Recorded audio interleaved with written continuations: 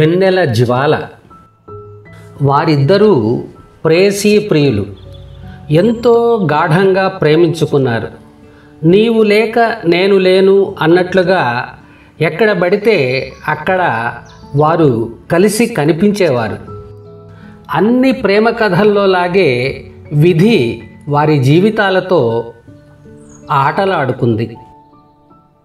నీవు లేక నేను నిలువనేనన్న చిన్నది ఉన్నట్టుండి అకస్మాత్తుగా అదృశ్యమైంది. అంతే, అతని జీవితం నిస్సారమైంది. అతని జీవితం నిబిడాంధకారమైంది. అతను పిచ్చివాడైపోయాడు. ఆమె కోసం అన్వేషించి అన్వేషించి అన్వేషించి అలసిపోయాడు. అతని వేదనే ఈ వెన్నెల జ్వాల. అతని ఆవేదనే ఈ పద్యహేళ.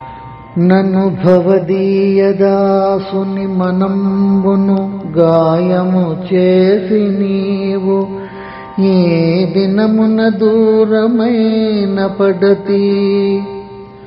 నన్ను భవదీయదాసుని మనంబును గాయము చేసి నీవు ఏ దినమున దూరమైన పడతి.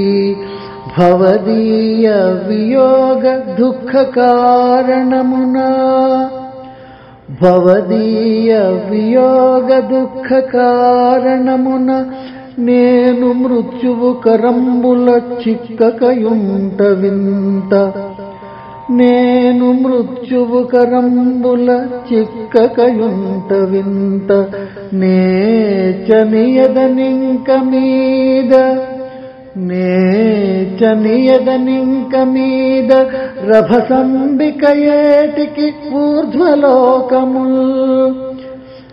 రభసంబిక ఏటికి ఊర్ధ్వలోకముల్. ఆ